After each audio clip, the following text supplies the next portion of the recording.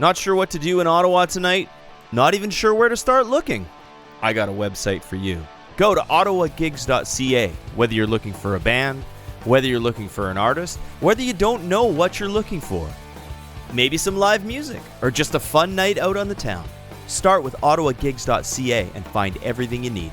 Bands, artists, venues, dates, times, even door covers. It's really all at your fingertips on an easy-to-use website. Ottawagigs.ca. Go discover the amazing talent, the amazing venues, the amazing nightlife that Ottawa has to offer. Start your evening on Ottawagigs.ca.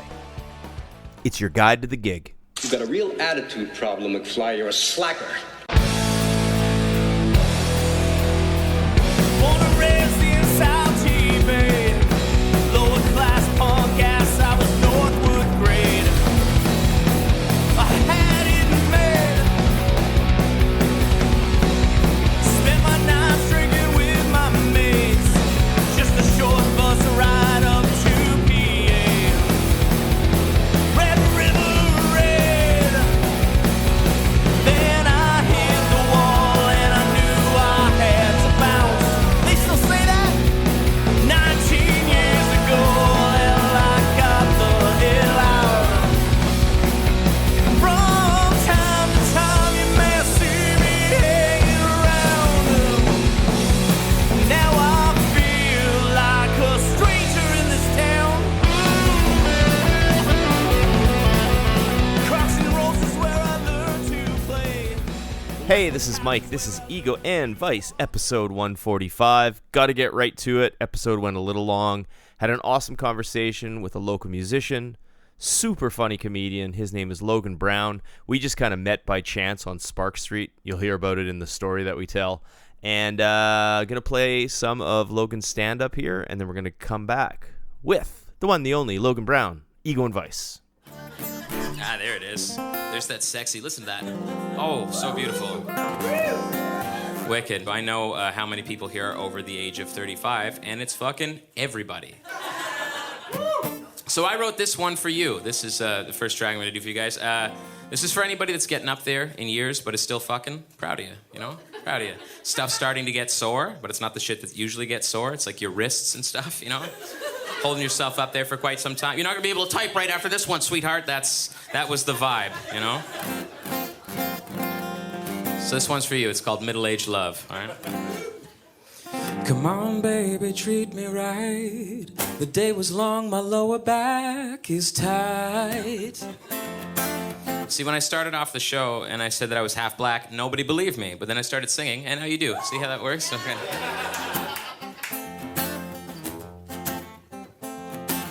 You know the kids have all moved out. It's time to find out what real love's about. So sexy. But if we're gonna have this thrill, I better sneak away to take my blue pill. I didn't mean to look at you right in the eyes, sir. I just kind of cascaded down. I'm sure you're hard right now. I'm sure you're hard right. It's all good.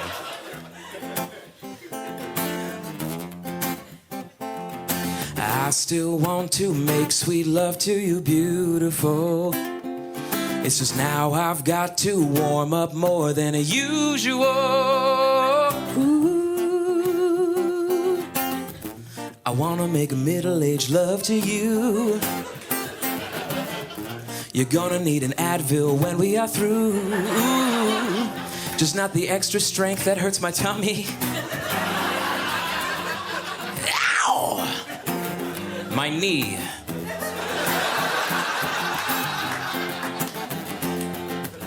A little lube to keep things damp, gross, and a foam roller in case I cramp. The doctor says I need more potassium. I know you're begging, please don't stop, but my hip hurts, I need you on top. Ooh, you know how the weather affects my joints. That's real life, all right? I have tendinitis in both wrists. Like, I knew when the warm weather was coming way before it happened. Grab the toys and please don't wait, 'cause my wrist is too stiff to masturbate, yeah. It hasn't been the same since the surgery. I I love you forever, that's what I said. So I'll ignore the sound of your knees cracking when I put them behind my head. I wanna make middle-aged love to you. It's gonna be so hot that we'll both be confused. Ooh, maybe that is the early onset dementia. Ooh, my psoas is burning. My bunions are exposed. There's a good possibility one of us might die tonight. But who knows? All right, middle-aged love, baby. Anybody out there got any kinks? If my mom wooed, I'm going to kill myself after the set.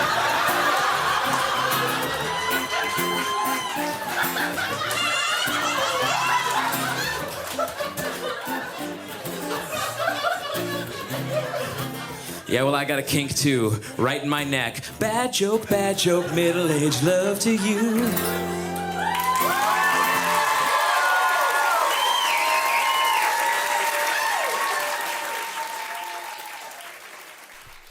Hey, we're back. This is Ego and Vice. This is episode 145. As promised in the intro, in Southwood Studio, sitting right beside me, I have the one, the only Logan Brown. What's going on? Right on, dude. No, I'm doing good. I see that, like, you guys can't see because we're on an audio-only format, but there's, like, Wolverine things there. I was named after Wolverine, so I fucking love all things, like, comic book, but especially Wolverine shit, dude. Logan. Yes. Shit. Yeah. I didn't even put that together. And there's my Wolverine claws. I bought those about 2 weeks ago. My girlfriend is absolutely crazy about Halloween. Cool. Loves the season. Loves the holiday. Is it still holiday? I think so. Yeah, we don't get it off work, but fuck it. Yeah, that's right. So soon as Spirit Halloween opens, we're in all of them. Even though it doesn't really change, we just kind of go back and walk around because it's fun, right? And I saw those, and I had no real intention of even being Wolverine for Halloween. Right. But when you see those, it's like, how do you not buy them? They were like $25 or something like that. I'm using them year round too. Like I'm like cutting up vegetables with them and shit. Even if they're not sharp, like I'll figure it a way. And I have done many a mirror kind of like the spread wing kind of. It had my hair. I was twisting the tips of my cowlicks up. Oh yeah, kinda, dude. Yeah. That's the one thing I could never get going because my hair, like I'm half Nigerian, so my hair curls up before it gets any sort of like the Wolverine dip thing happening there. But goddamn, I wish I could. I appreciate that. You can do one big point on the back, maybe. Yeah. Just dreadlock it up and then use a bunch of hairspray or something. I don't know. Did you see the Deadpool and Wolverine movie? I did. Yeah. Did you like it? I thought that it was a really entertaining movie, but the plot made no sense. Yeah. The only thing I'm going to say, I'm not a pop culture podcast, so we won't go too far in it, but because of the Logan, the claws, I had to ask about the movie. Yeah. And maybe I'm getting old and fussy, but was there too much swearing in it? Dude, that's interesting. Okay, I'm a pretty dirty comic, so I have a high threshold for that sort of shit, but normally I do too, but I was almost offended a little bit. Little bit. Yeah. And it was too much I got my fill of like the nostalgia bait stuff with the Spider-Man movie. So near the fan end, service. Yeah, man. Near the end of it, I was just like, all right, they fucking brought everybody back. I'm done, dude. Like, fucking roll the credits, man. I liked it. It's just I was kind of pulled out of it when I think it was more Hugh Jackman going, every word was like, let's fucking go. Like, it was a little too much. That's a Canadian thing, though. I think that's everything here is let's fucking go, bud. Let's go, bud. I'm so tired of it. I'm the governor, governor. Yeah. What was that movie? Fubar. No, but it's anyway. Yeah. No, I'm with you. Yeah. Okay, so I'm glad you're here.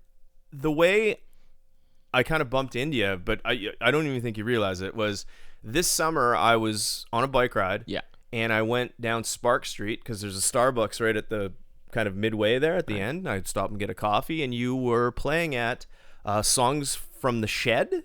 Is that right? Yes. Yeah, that's absolutely right. Yeah. And I kind of stopped because I do a podcast about local music. I'm a local musician. When a lot of the times you'll fly by those things, but it was kind of like, oh, that actually sounds pretty good. And I actually stopped, and me and my girlfriend, we stopped and we watched you for about 10 minutes or so. Yeah. Which is pretty good for, normally driving by things. And what did I do? Oh, I went up to there was like a chalkboard and it said who was going. And I was like, oh, Logan Brown. Okay, cool.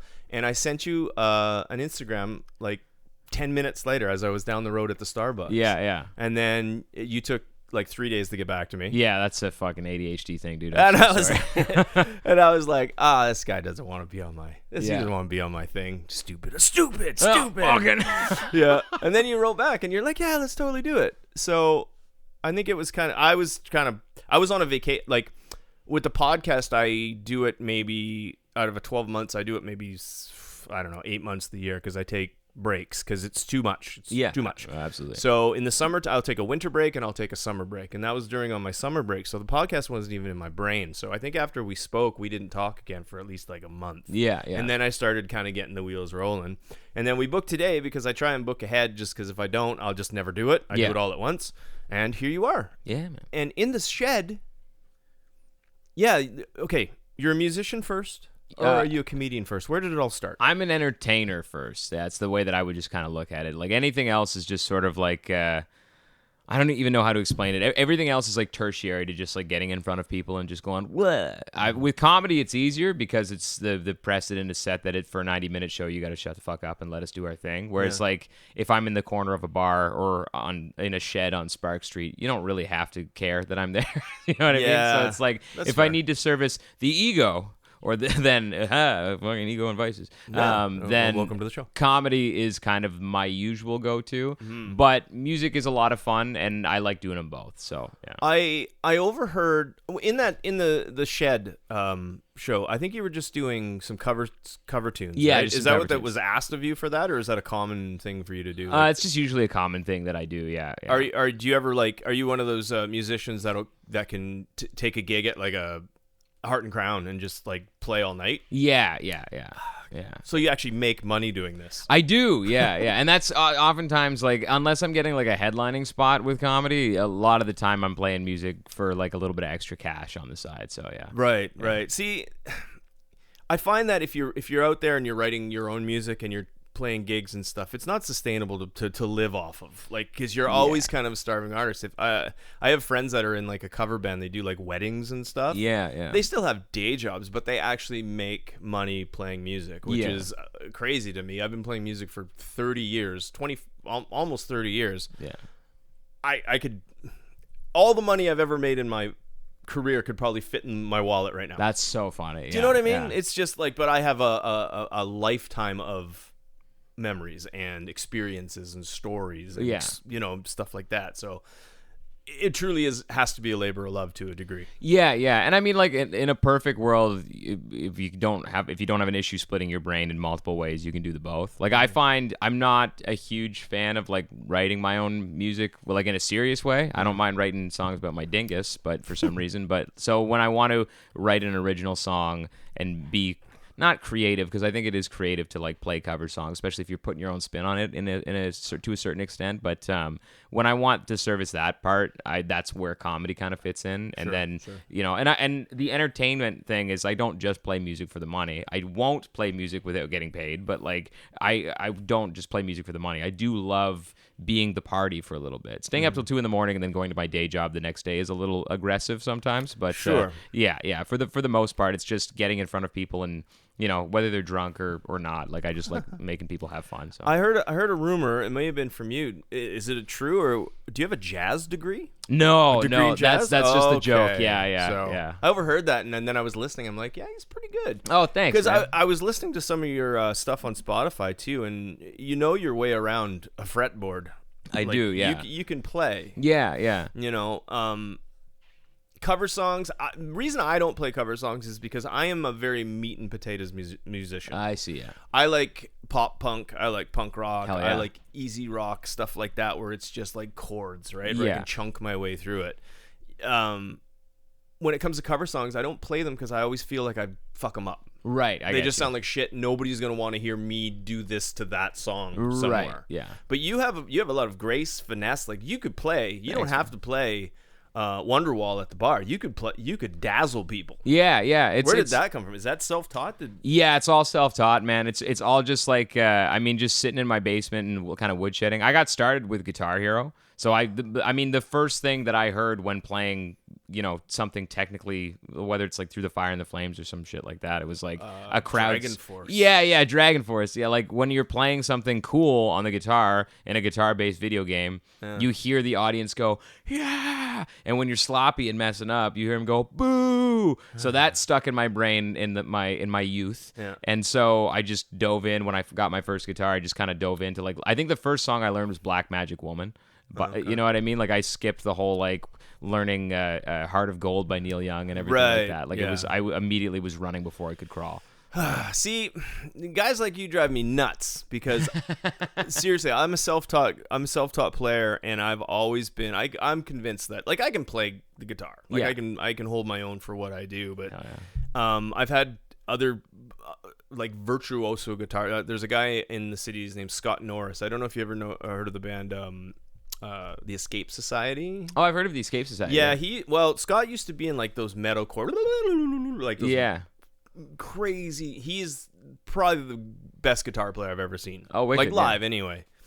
And I could learn. And I asked him when he was on the podcast. I said, could I actually learn how to do that? And he's like, anybody can learn. And he gave me all these tips and stuff, but mechanically, it's pretty weird. It just ain't happening. Like it's just like Usain Bolt can run the 100 meter in like 9 minutes or 9 seconds or whatever the hell it is. Yeah. It's like me going up to Usain Bolt and saying, can I learn how to do that? And you probably can't. Yeah. You just mechanically can't do it. Yeah. Right? So guys like you who just like pick it up, I'm envious is what it is. I wish I had that kind of dexterity, that kind of. Right. Yeah. I mean, I'm sure there's like, for me, it was just my influences. Like, I was obsessed, again, starting in Guitar Hero, I was obsessed with the guitar solo. So I immediately was like, I don't care about any of the extra stuff. Like, show me how to, like, when I was in my metal band, I would write songs guitar solo first. I would write a chord progression that I would love to play over, write a solo to it, and then be like, fuck, I got to figure out a song now. And then I would work backwards through there. So, yeah, I know, I get it, man. I think everyone's kind of music journey, independent music journey, starving artists, is kind of mirrors the same. It runs along the same kind of thing. And here we are, Ottawa bound. Are you from Ottawa? No, from Kingston. Kingston, that's right. Yeah, I think I knew that from my real crack research. I was doing crack while I was researching it. That's so good, dude. Yeah. So why Ottawa? What happened? So I was in a relationship for like 7 years. It's always love. Yeah, man. I was sober for like 8 years, and then we were together, and then I started doing stand-up. I got like super depressed. Like ADHD is one of those like mental disabilities that's like kind of gets clowned on a little bit, but it's like at its best, you're like high on dopamine, and you're like, I could fucking figure out advanced calculus and do a podcast and write a record that's a concept album about Garfield's farts all at the same time. And at its worst, you're like, I would love to take this entire bottle of Tylenol and just go to sleep forever. And that's where I was at before I found comedy. And I did some like crazy music open mic in Smiths Falls, Ontario, which is where we were living at the time, and got enough of a laugh that I was like, I got to do this for the rest of my life. And then just kept, I would go down. I was in Ottawa like probably 6 out of the 7 nights just doing open mics and like grinding and everything like that. And then when I started doing musical comedy, stuff started happening a little bit more. And my ex, I wish the best for her, but wasn't too keen on me like having. There's no way to say this without sounding like a shitty dude, but like having my own life, you know what I mean? Like if we were still together now, we would be one of those couples that has like a Facebook account that's for the two of us. You know what I mean? Like it would be like Greg and Shandy, like that would be that's our thing, dude. So sorry. That's rough. In the kitchen, you have live, laugh, love. Yeah, dude. You know what I mean? And I'm not white, so like I don't want that shit anyway. Yeah. we're going to Tammy and Brad's this weekend. Oh, dude, I totally would have changed my name to Brad. So when we split up, I'm already getting gigs. Actually, we broke up the morning that I had my first weekend hosting gig at Yuk Yuks in Ottawa. Oh, wow. So I had to like move my stuff into my car. I didn't have a place to stay. I stayed in like the parking lot of the Marriott and did my show at the Yuk Yuks and then went down and went to sleep. Like, yeah. Pandemic hits. Music kind of takes a backseat. Yeah. Maybe not a backseat, but it morphs into comedy. Yes, you kind of decided to try something different, or maybe meld the two together. Yeah. So honestly, man, like I was a real comedy purist. Like I got the bug I've wanted to do stand-up for so long. Like, stand-up was, like, the first thing that I wanted to try, but it just looks like witchcraft. Like, at least with the guitar, which is strange that way, but, like, at least with the guitar, I could be like, he's moving his hands, he's doing a thing, I can figure that out. Whereas, like, someone talking and making people laugh, I was just like, what are you, Gandalf? Like, get out of here. Yep. So pandemic hits, I was on CERB for like a month and then was just like, I can't do this. Like, this is ridiculous. I was out in the country in Lanark and I'm like, this is ridiculous. All I see are cows. Like, I'm either going to be naked in a field or I'm going to like be a crazy guy with like a machete or something. Yeah. So I got a job, and then when we made the move to Smiths Falls, I listened to a stand-up record by a comic named Che Durena, who's like pretty popular on TikTok. He's the follow me, you fucking idiots guy. And changed my life. Like, I listened to that and I was like, I'm going to fucking do this. I'm going to do this tonight. Like, I mean, you know ADHD. There's no like, yeah, in a month I'll save up for that thing. You just go, tonight is the night where I got to have a friggin', I need another Les Paul Jr. Absolutely. You know, like, right. You know what I mean? Like, it's like, that's the way she goes. So I just did it. Yeah. Yeah, it depends for me. I totally relate to that. Yeah. I get the flood of like, okay. Yeah. Usually it's for me in the mornings and it's at nighttime. In the day, I'm medicated. Yes, so yeah. through the day I'm just kind of flat. Yeah. Not too happy, not too sad, just kind of I'm functional. Yes, but I'm yeah. not like dopey or anything, but Yeah. it's anyway. But yeah, I totally get that now, but there's like all the stuff to do, but you get so excited. It's almost just the thought of it's like ooh, and then it's like I get home from like, say I'm on a bike ride, and my bike ride is like the stimulant, right? Where it's just like I'm doing stuff, I'm watching people this, and I get all these thoughts, and I think about all these things in my mind, yeah. and I'm like, oh shit, I wish I wasn't on this bike ride right now because I'd totally go home and do that. And when I come home to do it, I end up just sitting here. Oh, dude, I know that immediately. I write all of my jokes in the car. All of my jokes are written in the car because I can't like be the guy to sit in front of a computer and just be like, all right, and then what's the deal with, coffee? Like, I can't do that shit. What's man. the deal? Yeah, that's a good Seinfeld. Yeah. Man. Yeah. Anyway, no, I get it, man. I get it. Comedy to me is terrifying because I think I was funnier when I was younger, but I didn't mean to be. People always say, like, I'm funny, but it's usually just me being me and I'm kind of a bumbling idiot. Yeah. But to actually try and make people laugh is... I just don't think I have the I don't know. It's terrifying. You have to be fearless almost. You have to be willing to just... I guess it's like music, to just fall on your face. Yeah, yeah. And I am one of those people that, like, much to the chagrin of other comedians, believe that everyone should do comedy. I don't think everyone should be a comedian, but I think everyone should do comedy. It's like such a great... whether you do well or you don't, you're just up there giving it your all. First off, you get the dopamine rush of like doing something that's terrifying. Like public speaking is like the number one fear for a lot of people, more so than like skydiving, which is crazy. And you get up there and it's just like you have so much confidence, learn so much about yourself in that 5 minutes of just trying to make people laugh and like pushing yourself over that. It's like it's like setting a new PR record in some fitness thing where you do something that you feel like you could never have accomplished before. It's crazy. It's wild. I think everybody should at least try stand-up once. It's wonderful. I've been to many professional comedy show. Yeah. Had an amazing time. I've also been to many open mics. Yeah. And I have nothing but respect for the guys that go up and try it, but I've watched people just the crickets. You know what I it's mean? crazy. Yeah. And it's just like I've gone up and played music, and then the way you know people aren't listening to what you're doing is you hear the talking. They continue their conversation in the background, and it's like that's fine. You know, at least I'm elevator music, and I'm there. But it's just like if you tell a joke which you like practice, and your mom said was funny and stuff like that, and then it's just like it's that weird thing.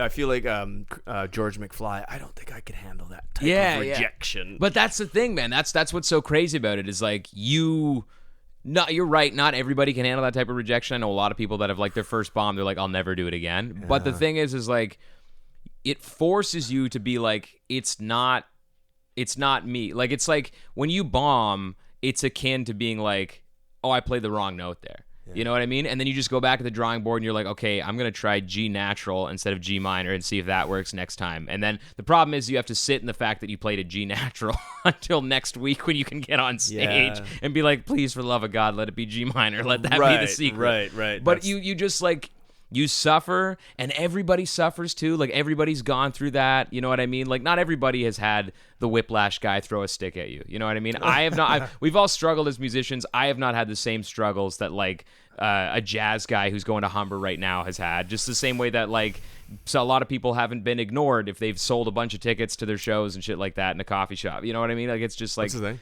Yeah. Not my tempo. Yeah. That's absolutely it. Yeah. Well, still, but it helps when you're funny, and you're funny. Thanks, man. Thanks. Yeah. Were you always funny? No, I was one of the kids. You worked your way to this level? Yeah. Well, That's it's amazing. like there is like a science behind comedy. You know what I mean? I try not to get too into it. You know what I mean? Just because it's like it takes a little bit of the mystique out of it. But there is like a misdirect is pretty funny. You know what I mean? Like it's and that is just like when you get the thing that you least expect, which is why comedians like Anthony Jeselnik, who like perform comedy that's basically like Twitter. You know what I mean? It's like you could read that on a page and it's just as funny as when you hear his delivery of it. Maybe not just as funny. His delivery obviously makes an impact, but you know, there's that. For me, I write the idea and then I know how I'm going to get to it, but I try to get to it a different way each time, which is probably an ADHD thing again, but of course, you go all the branches of the tree. Yes, yeah. But the beauty of it is is that you write the song, and that's the joke almost, yes, right? Yeah. Like I was listening to your record, your comedy record, which is super funny. Thanks, man. Like I said before, I have people on. I kind of brainstorm. I cram like all their stuff on the day of, just so it's in my brain. Because if I do it yesterday, I have to do it again today. Yeah. So I put on Black Man, White Privilege. Yes. I put it on at the gym today. Yeah. And it's super unique because it starts off kind of as a comedy, and then you start with these songs, and you even say it on the it's before I think it's right before the first song. You're like, yeah, I know, comedian who plays music or funny songs, like I know what you're expecting or whatever you said. I did that. I was like, oh no. Yeah. You know what I mean? Yeah. And then you start playing and they're super funny. Thanks, dude. It's like energetic and it's still as charismatic as just stand up. Yeah. But it's in a song, and then I thought about, like, I listened to I love the hand, and it's dirty. It's adult humor, if you will. Yeah. But it's funny adult humor. It's not. It doesn't cross a line into like vulgar, bad, poor taste. You know what I mean? It's just funny everyday stuff, and it's how people talk nowadays. Yeah. Like the hand job song. Yeah. This next one's for the boys, right? Sundays are for the boys. All right. Fuck yeah, dude. Penises and shit. Anyways. I was dumb. When you're in a relationship, as I'd outlined earlier, for quite some time, the sex conversation gets a little awkward. Maybe your partner's been doing a little something that you aren't really into. Never have been, but you're just happy to keep getting it. So, I'll have that uncomfortable conversation for you. And if you agree... Thank you. If you agree, you just laugh, clap along, sing along if you want to. And if you disagree, all of these jokes rhyme, so you can't be upset. Cool.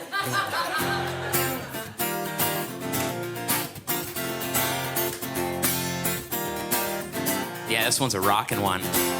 We lock eyes from across the bar. We waste no time.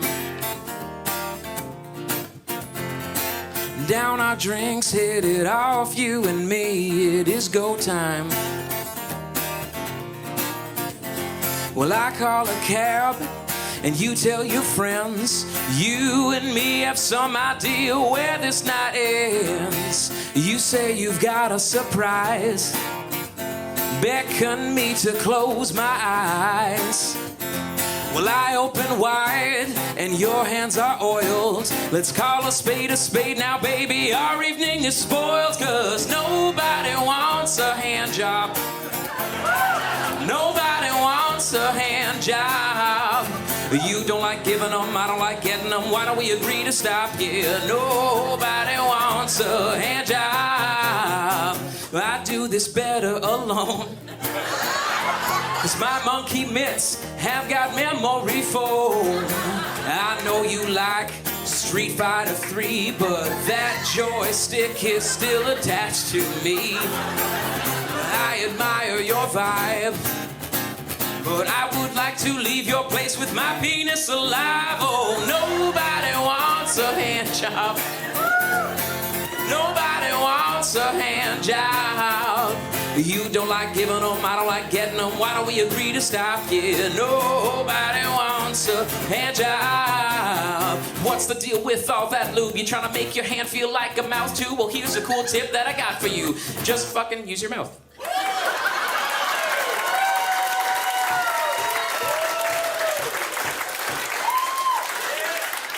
I have crunched the numbers. I don't think I'm wrong. Whether you're using hands or feet, there's nobody better at beating my meat than me. I said it once and I said it proud. When it comes to hand jobs, baby, two's a crowd. Nobody wants a hand job. Fuck you guys, that's a great joke. Nobody wants a hand job. You don't like giving them, I don't like getting them. Why don't we agree to stop? Yeah, nobody wants a 5-figure death punch. Beat my dick a whole bunch. Why you gotta polish my knob? A hand job.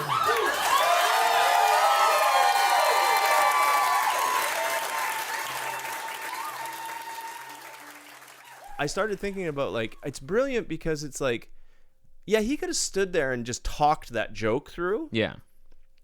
But the song was actually a good song because it was like an earworm. Like, you don't get earworms from people talking. Yeah. So it's like, what a vehicle to get that joke across. Thanks, dude. Yeah, and I like the catchiness of it. Like, I find that it's sticking in people's memories. Like, really helped me. You know what I mean? It almost won me a damn comedy competition one year. They didn't know my name, but they just kept writing the guitar guy Right. on the voting ballot. So it's you come out of nowhere with that. From that to yeah, you know what I mean. Yeah. So I think that's special. I totally do. And I get it because I'm not a huge fan of there's like the Mount Rushmore of musical comedy, you know, like Adam Sandler and Weird Al and shit like that. But it's like at the end of the day, like I don't like Bo Burnham. I think he's pretentious. Like there's a lot of it that's just like okay, enough. Like Tim Minchin's like kind of funny sometimes, then kind of like smelling his own farts the rest of the time and being like, I'm writing a musical, and I'm like, I don't care, dude. Yeah. Like where's the funny part, you know? Yeah. So it's like, yeah, I mean, even bringing the guitar on stage for the first time, I hated it. Like I was like, I just think this song's funny, and if it isn't, I'll never do this again. And now I'm, like 9 comedy songs in. So, sure, and that's what I was gonna say. It must be like, but it's more work, right? Because you could tell a joke and just like tell the joke different every time, I suppose. But then it's like, oh, I have this really great idea. These really great. I don't know. Are they still lyrics? I guess they're still lyrics. Yeah, for sure. Yeah. But that's the joke. Like the song is like a joke, sort of.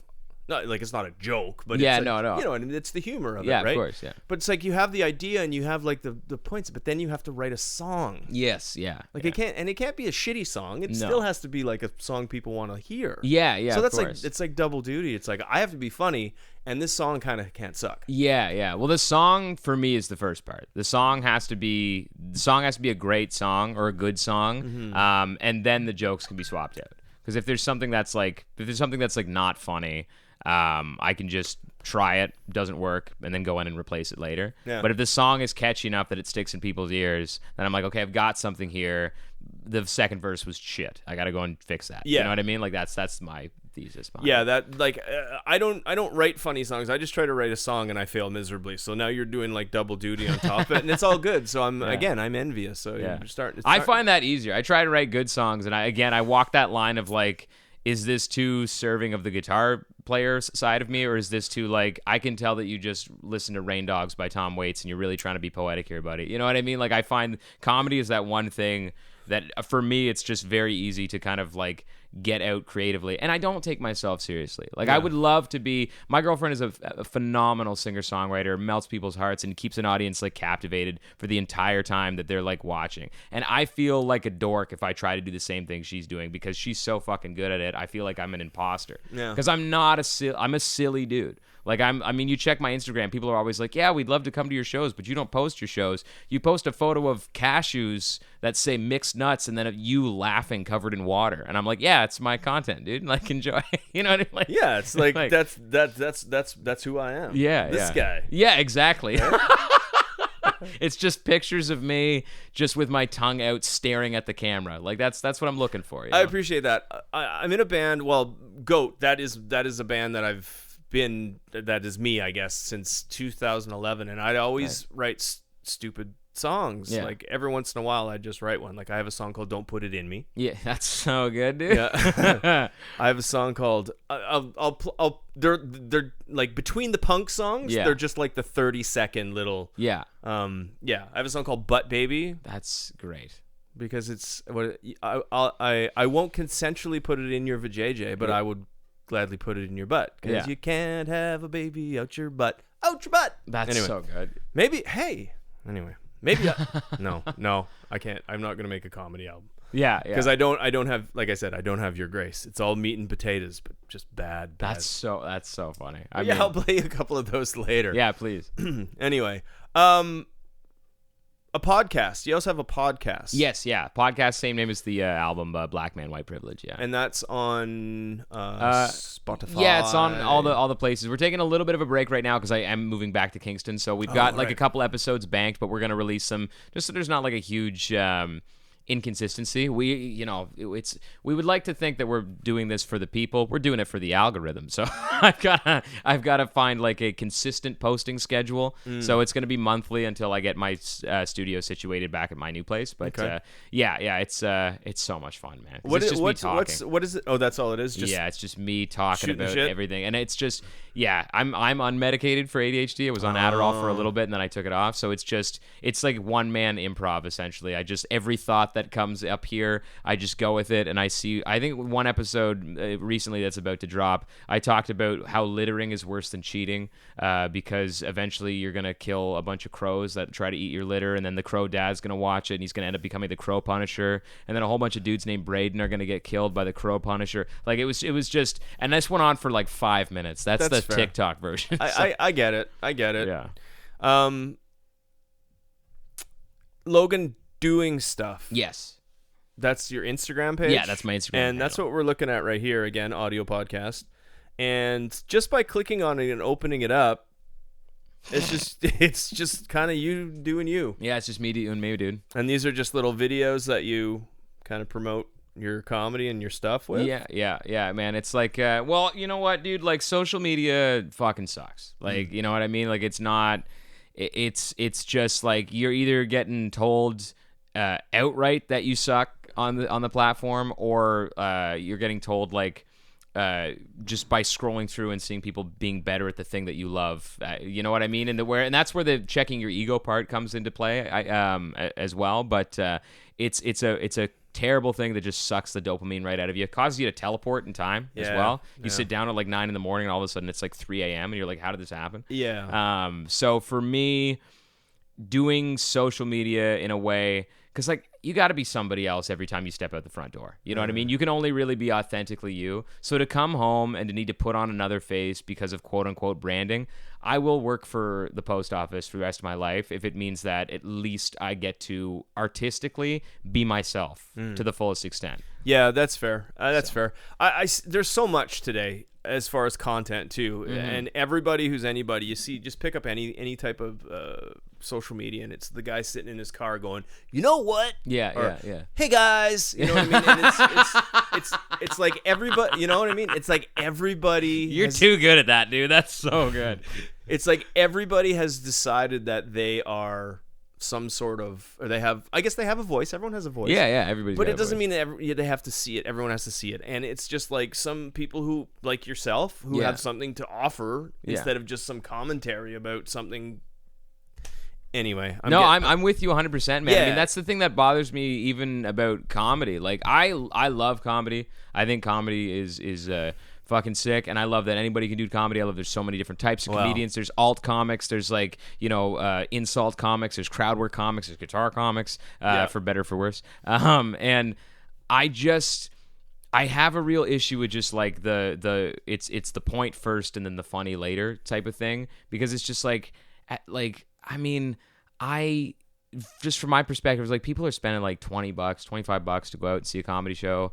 And it's just like, I don't know, man. Like, if you're gonna tell me about like your political opinions, and I'm a left motherfucker, dude. Like, I am neurodivergent, not white, not straight. Like, I am fucking left, dude. But if you're gonna go out there and tell me any political opinion, regardless of where it falls in the spectrum, it's like this better be George Carlin too. You know what I mean? Like, and it never is, man. No.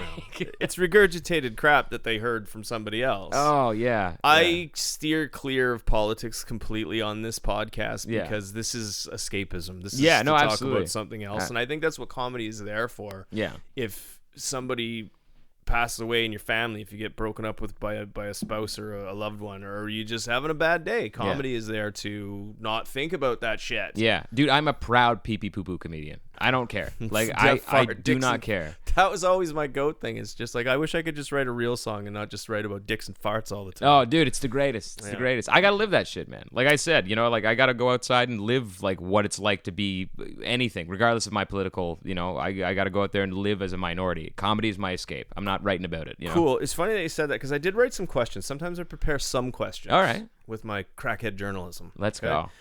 go. Is there a line that can be crossed between being a dirty comic and just being a straight up like pig? Oh yeah, absolutely. Or is it all subjective? And what would be your line? Yeah, okay, like easy answer is art is subjective. So like fucking of course what bothers some people. For me, in the words of the great Ralphie May, it's like when people are like, I want the gasp. I want people to it's like you can't laugh because a laugh is an exhale, and you can't gasp at the same time because that's an inhale. So you can't do those functions at the same time. So if you as a comic are going for anything other than the laugh, I don't care if you're headline, I don't care if you're fucking Andrew Schultz, get the fuck out of here, man. I want to run you over with a truck. That's just my thing. I think the trick too is to know what you want to deliver to and not be just so oblivious to like drop something just for a cheap kind of like you said gasp or like a cheap cheap laugh. Yeah. You still have to have some responsibility regardless, even though you're you're kind of off, That shit fits best in like when there's like three, like I think Brett Forte is funny, like regardless of what he's done or said like out there for the purpose of offending people. I think Brett Forte is really funny. I think he's funniest when he's like in a comedy show where he's one of the only offensive comics on the show. When he tours with his like Dirty Dogs comedy tour or whatever, that scares the shit out of me because that's like you get like 150 people in a room that are all just like three of them are there to laugh and everybody else is there to just be like, I agree with you. That's some weird shit. It's too much. I'm a pro wrestling fan. Yeah. And if in like a pro wrestling match, if say there was 10 matches on the card and every single match was in like a steel cage, by about the third steel cage you'd be like, because you blew the gag, right? Yeah, absolutely. So if there's like the one dirty comic, my finger quotes here, dirty comic on the thing, then he stands out more and it's more appropriately like structured and everything like that. Yeah. But if they're all just dropping F-bombs and shits and blah blah blah, and it's just like, okay. Yeah. It desensitizes you, and then all you get is like that. All right, I'm done with this. Like, okay, you're very offensive. I mean, Brett Forte has one of the best like N-word jokes I've ever heard come out of a white guy's mouth. You know what I mean? But it's like again, him on a show with like a bunch of other comedians that are like, I can't wait to say the N-word as a white guy when I get out there. I'm like, all right, guys, that's enough. Like, dial it back a little bit. Yeah, that's fair. That's fair. I don't know. I guess how many comedians perform in a night? How much can the audience take? Maybe 3 or 4 comedians? Yeah, on a professional show it's usually like 3 or 4. Yeah, because I've gone to like shows where by the 4th or 3rd, maybe near the end of the show, like I'm tapped. Yeah. It's still funny, but it's just like so. Yeah, no, I'm with you for sure. Is there a sweet spot on a comedy night? 90 minutes. That's a 90-minute show is like you want your headliner doing 40, your middle's doing 20, and then your host is opener maybe doing 6 to 8, and then your host is doing 15 to 20 tops. Right. Yeah. Yeah, I was gonna say like sweet spot as far as stage placement. Like when you play music, if there's 3 people on the bill, you always want to be middle, right? Same. It's the same, dude. Because nobody's expecting anything from you. The host has got to be the guy to be like, "Whoa, what's going on here? Anybody from out of town?" Yeah. Opener's the opener, so you're going first, and then the middle is like nobody expects anything. You just go up, you kill for 20 minutes, which is the easiest time slot because you feel like you're just getting started. Yeah. And then the headliner is the one where they read 40 credits before you go on stage, so people are like, all right, I better get my $50 worth. Like, that's right. And it's like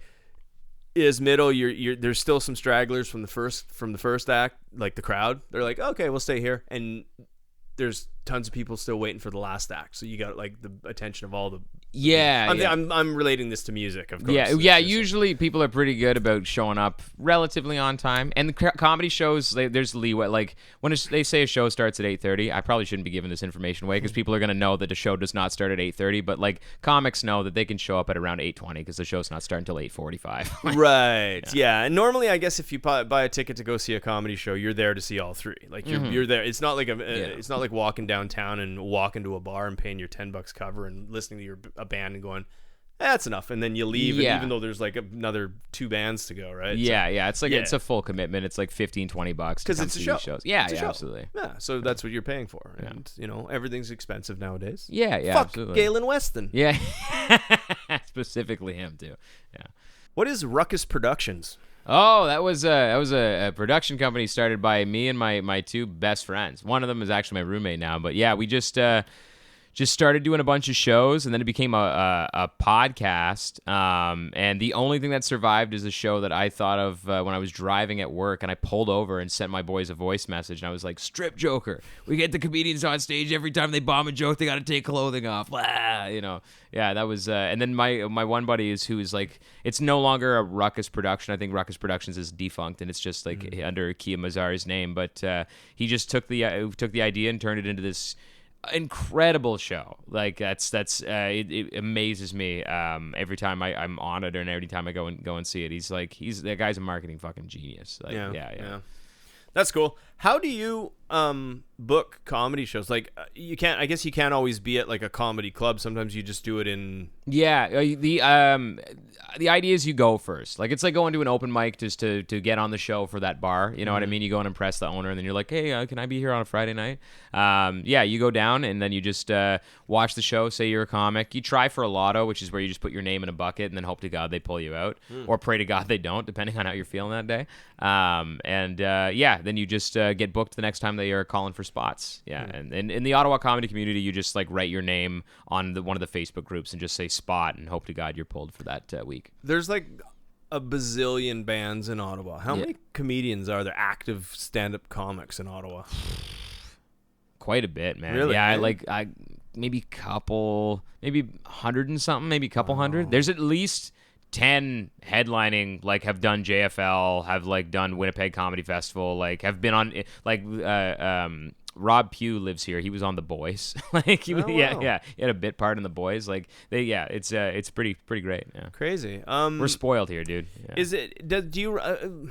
I guess if you play an acoustic guitar, you pretty much can play anywhere. But is it the same for comedy? Like because you have 100 and something comedians, just like you have 100 and something bands, but there's only like 8 places to play. No, comedians will fucking Anywhere, find a way, dude. If you have a mic and a speaker, they'll show. I know a guy who like would busk. Like he would just like do crowd work to people walking by. Amazing. We're animals, man. It's crazy. Yeah. And you have like, obviously you have like what would you call it? Like a set or like yeah, it's a the way set. you do it. Yeah. And how much of it is actually improv? Do you feed off the crowd? Like do you get heckled? Every now and again. Yeah. I'm super nice, man. Like my line is that I'm just not mean to people. And if I am, it's like in a buddy kind of way. Like there's some comics here who can really get away with saying some awful shit. And I've seen a few that make people cry because the rest of the crowd gets up and kind of like gangs in on them. And if you're annoying, we're teeing off on you. Like that's fair dinkums as far as I'm concerned. Like if you're disrupting the show. Yeah. But for the most part, like all my crowd work is like nice, like buddy shit. And I mean, I would say maybe like 5 minutes to 10 minutes of every set, if I'm doing like a headlining set, is regular stand up, and maybe like 3 of that is like improv, but a lot of my shit is like, again, with the ADHD brain, like once I get going I can't stop. And I'm usually, if I'm going on last or middle, I've seen 2 comics and watched them do crowd work, so like I'm just waiting to get up, and I've had like 3 or 4 jokes and I'm like, please nobody say anything that's even close to this, so I can get up there and be like, yeah, you do look like Walmart Dr. Phil. You know what I mean? Like that was always my thing. If I was ever a stand-up comedian, I was always gonna like take a break and be like, hey, look at this fucking guy. That would be my moment. Yeah. No, it's fun, man. Crowd work is fun. Like, and you never know what you're gonna get, but usually people are. Again, I'm 5'6", like I'm, and I'm goofy. Like I start all my sets by singing Cotton Eye Joe and getting the audience to clap along with me.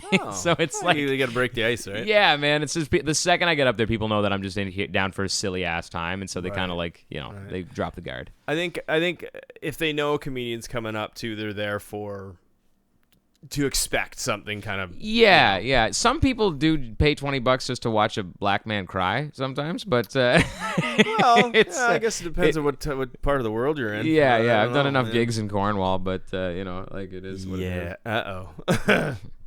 No disrespect to the good people of Cornwall. Yeah, I love Cornwall. I'm fucking around. I know. I'm just kidding. Fuck you, Cornwall. I worked in Cornwall for a little while, but that's a whole other podcast. So what do you got coming up?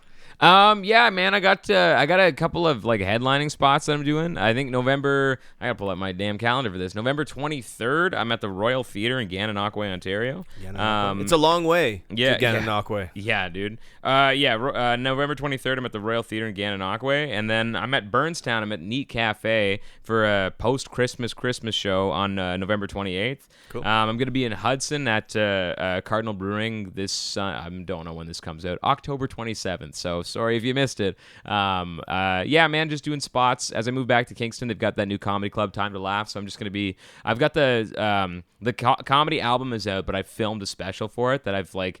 Because I'm trying to get two birds stoned at once. So, like, the comedy album was to get on Sirius XM and get all the streaming stuff. And then for the YouTube algo, I'm going to chop up stuff and clip it, the special. Mm-hmm. So that should be going up, like, probably early in the new year. And then just get back to writing. I've got, like, maybe 4 or 5 new songs. I know 3 of them work. And then I've got to write a little bit more regular stand-up because I like doing that, too. So, sure. Yeah. And then I'll just put out another record and see where she goes.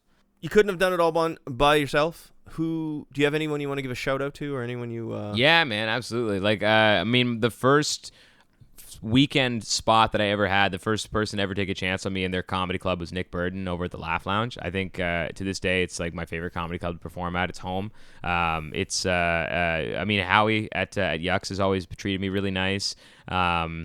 Any comedian that hasn't taken me seriously, even though I'm A, a new comic, and B, a guitar comic, I appreciate the fuck out of you. And my girlfriend is the greatest of all time. I fucking love her to death. And I'm just having a great time, dude. I'm just having a fucking silly ass time, dude. This is great. It's amazing. All right. Well, I think that's the end of the conversation, but I have a game that I always play. Let's go, dude. It is called 13 Questions with the Band. I thought it was Dark Souls, but I'm equally pleased. Okay, so usually I'll ask consent before I get going. Will you play the game? Yeah, absolutely. Right on. Time for 13 questions with the band. Yes, this segment's back again. It's called 13 questions, but I only asked 6, maybe 5. All fucking coming apart. Here we go. Okay, so welcome back. Hey, this is 13 Questions with the Band, the Logan Brown edition. Yeah, let's go. Okay, so I'm going to ask you a couple. I actually wrote up some new questions specifically for you, but I'm going to ask you some music questions. Okay. Just off the top of my head, because they're kind of standard for Ego and Vice.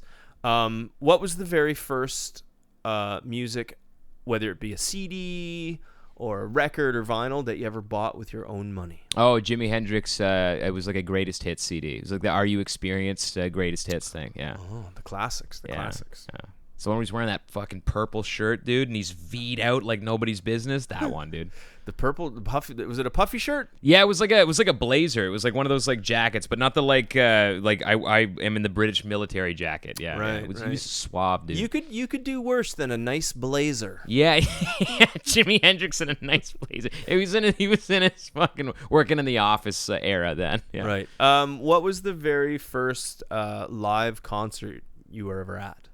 George Jones. I went to go see George Jones with my grandmother at the K-Rock Center. It was not great. And then, what was great was the second concert was April Wine at the Grand Theater. R.I.P. Miles Goodwin. April Wine. There you go. There's a good. That's a good Canadian. Yeah, just fucking good Canadian boys. You know, those are like bands that play like the Carp Fair. Oh, bud, they went to the Kempville Live Music Festival. We went out to Don Cherry's after, just crushed a couple of pillies. You know. Ah, bud, that was. It's like give her down by the river. Give her down by the river, my dad. I love that. That's good. Fucking Trooper. Trooper, great, dude. Anyway, Do you have a musical, like when you were growing up, did you have like a musical like idol or a hero, if you will? Ooh, I mean, it's been pretty consistent since like grade 11. Ian Thornley from Big Wreck.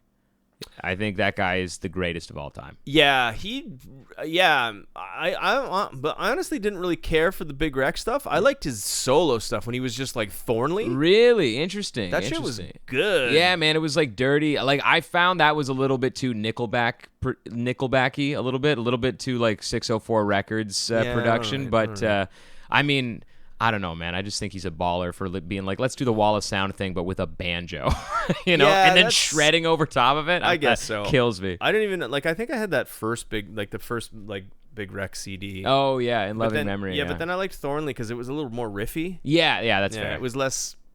Anyway, You'd like the new Big Wreck stuff then? Yeah. Oh, maybe I'll check it out. Yeah. All right, Ian Thornley, way to go.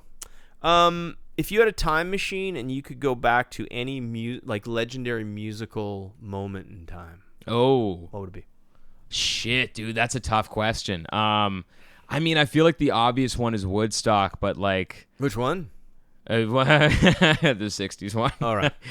I'd like to live, man. I don't know. I don't think I'd survive. You'd be in 99. surprised. You should be surprised how much Woodstock '99 is the answer to that question. Really? Here on, Yeah. Yeah, it's crazy. That's wild. Well, maybe Firefest then. No, man, I don't know, dude. Like, it'd be cool to go back and see, maybe not a historical thing, but like, cool to see like one of those like Tool or something when they were first coming up in the Strip in LA. You know, when they like didn't know what the hell they were doing, they were just like playing in weird time signatures, and they were doing the Undertow record. Like that would have been pretty sick. That band bends my brain. Oh, it's crazy. Yeah. They're unbelievable musicians. Yeah, all in open drop D stuff. You know, like Dream Theater's out here playing crazy like syncopated keyboard and guitar riffs, and they're just like gong gong gong gong. Gong, gong, gong, gong, gong, gong. And I'm like, all right, let's go. Dude.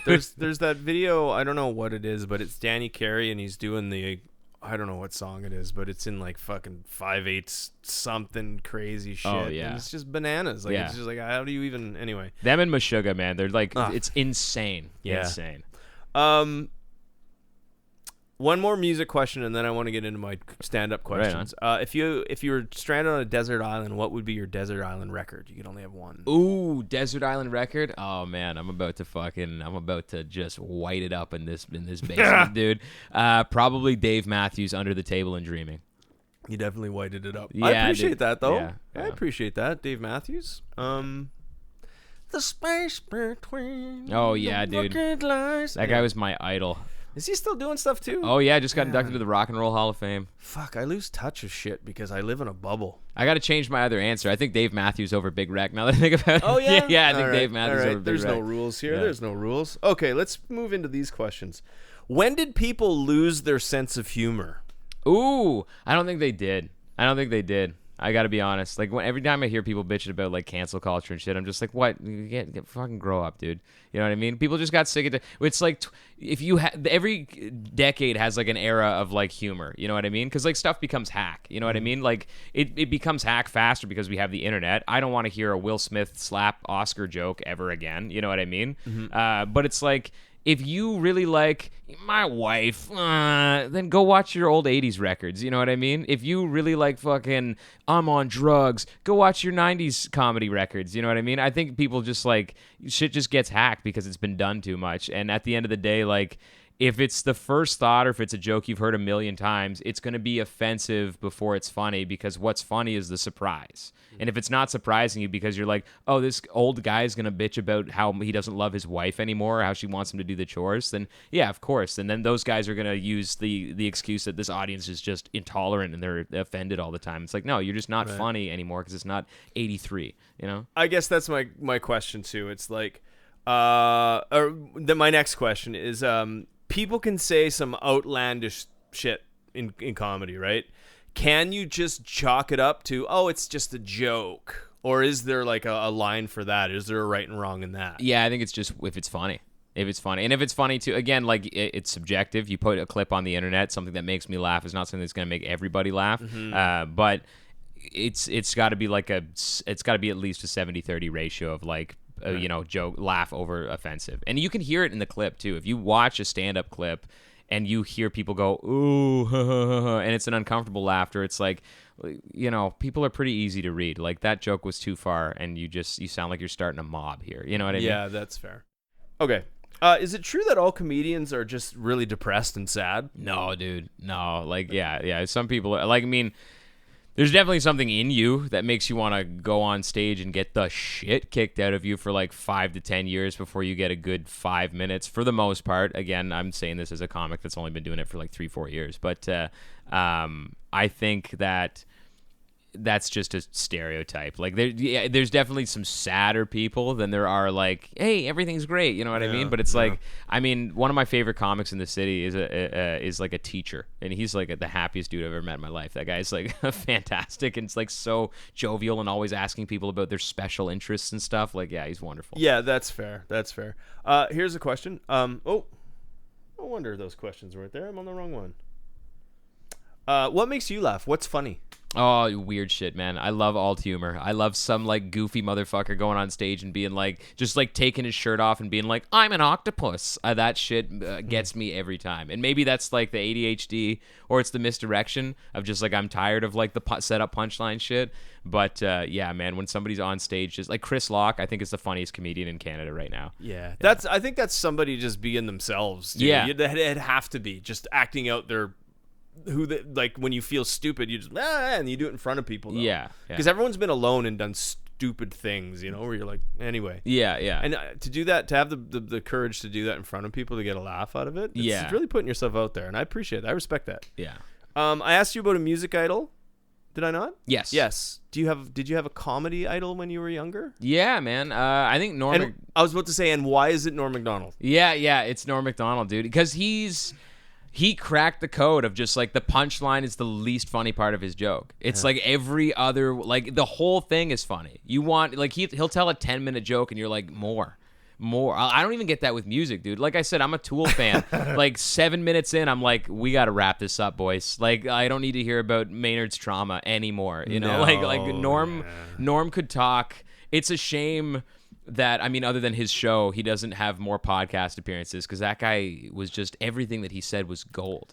Yeah. And he was like that all the time. I have friends that used to work with him, because I got started right after he passed away. Yeah. I have friends that used to work with him and were just like, he was just like that all the time. Yeah. And he'd rub you the wrong way, but you just didn't care, because you're like, it's just Norm being Norm, man. Oh, man, like, he was so good, and he was just kind of... do you ever see Dirty Work? No, I've never seen Dirty Work. It's like, ever been with a lady with a beard before? If you haven't, you haven't lived. Note to self, I don't want to live. Yeah, just beautiful little things. And he was like the David Letterman. David Letterman was his idol. Eh? Yeah. So he's all like, hey, got any gum? You know, yeah. It's fucking so funny, man. Yeah, he was the best, man. Yeah, it's a shame. I shed a tear the day. Yeah, me too. Norm. Anyway, a couple more questions. Right. This is the last comedy question. In comedy, is it ever really too soon? No, the joke's got to be funny, man. I have a lot of comedians on Facebook, and like there's a lot of Liam Payne jokes, and you will see if it's offensive, the comments are like, yo, bro, how could you, he has like a family. And if it's funny, dude, it's like nothing but laugh reacts. Like people are like just kissing this guy's feet. It's just like, man, it's, if the joke's funny. There's Eric Clapton jokes that are like offensive to me, because I'm like, oh, bro, that's not even cool. And then ones where I'm like, this is the funniest thing I've ever seen in my life. As long, see, that's the beauty of it. And you say it, and that's the truth of it. It's comedy, as long as it's funny. Yeah. As long as it's funny. It's an involuntary response. You can't help it. Doesn't matter if I look like your ex-boyfriend that was like the worst to you. If I say something that makes you laugh, you cannot help it. It is an involuntary human response. As long as it's funny. Yeah. As long as it's my funny. last question, which I ask everybody: who is Logan Brown? Oh, Logan, I do lot thing. You heard? There you go. Thanks, man. You heard it from the man. Thank you so much for being on the podcast, dude. Thank you for having me. Appreciate it. I wish you nothing but the best. I'm super happy I went down Spark Street. Yeah, me too, dude. It was weird how the world works. Right? That was a weird day. Like I had an unhoused dude read my fortune that day, so I'm glad that you sent me a message. There you go. I was just in the spirit, brother. And it sucks that you're leaving Ottawa, but Kingston's your home base, so good luck in the future. Thanks, bro. And I will follow your career the best I can. Right on, dude. And all the best. Thanks, man. All right, well, I got one more song, then I'll get the fuck out of here. Thank you guys so much for hanging around. This has been...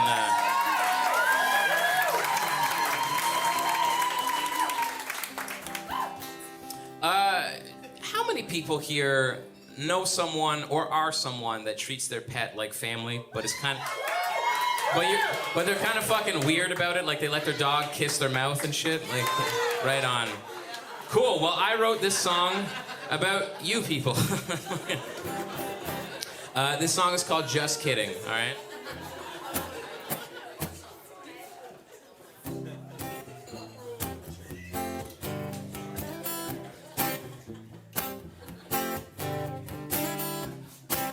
It's just fun to play, sorry. I got a rescue just the other day, a little puppy, so that I can play. I'm full of loving from my head to my toes. The way she teases me when she thinks no one knows. The way she's coy with the shit when she's shaking her ass. I got puppy love and I'm fading fast. This dog is so damn hot, it's fucking with my health. I gotta hide my thoughts, keep my lust in stealth. Just kidding. Don't wanna fuck my dog. Just kidding.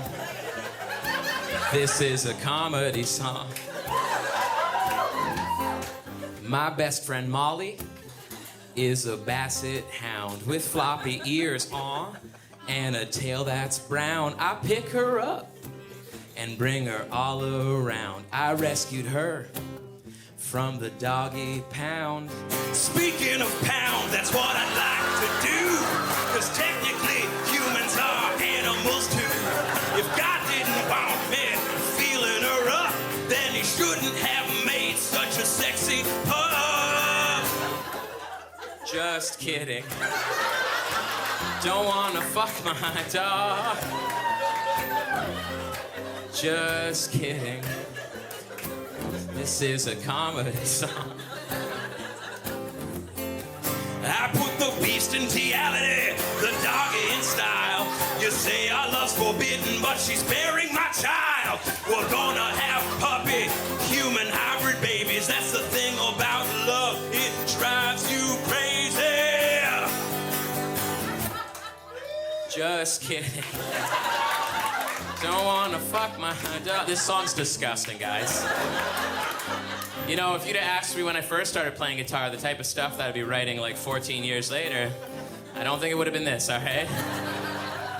Had to rehome her, and that makes me sad because I know that my thoughts are kinda bad. Just can't do dogs.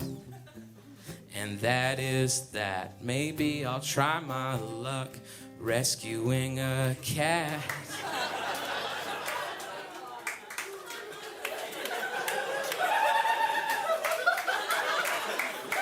Pussy tight, pussy fresh, pussy giving me the ultimate test. Pussy so good, better than the rest. Pussy makes me commit sins of the flesh. You guys want to say it with me? 1, 2, 3, just kidding. Hey, thank you guys very much. I appreciate you. That's it for Ego and Vice episode 145. I'd like to thank Logan Brown one more time for coming on the show. Super funny guy. Comedy's amazing. Check out local comedians. Don't just check out local music. Check out local comedians too, because they're working just as hard. And everyone needs a laugh, especially in today's everyday, right? Yeah, if you want to get a hold of me, you can always reach me at egoandvice@gmail.com. If you want to listen to the podcast, just go to egoandvicepodcast.com. It is the hub, the link, the fortress of solitude to all that is Ego and Vice. Everywhere you can find it, anywhere you can listen to it, it's all starts right there. But that's it for this week. And I've been a little bit lazy this month. Haven't really released many episodes, but we're going to go strong towards the end of the year. And then I have some big plans for season 9 next year. But I'm not going to tell you about them now. Maybe next week. You've got a real attitude problem, McFly. You're a slacker.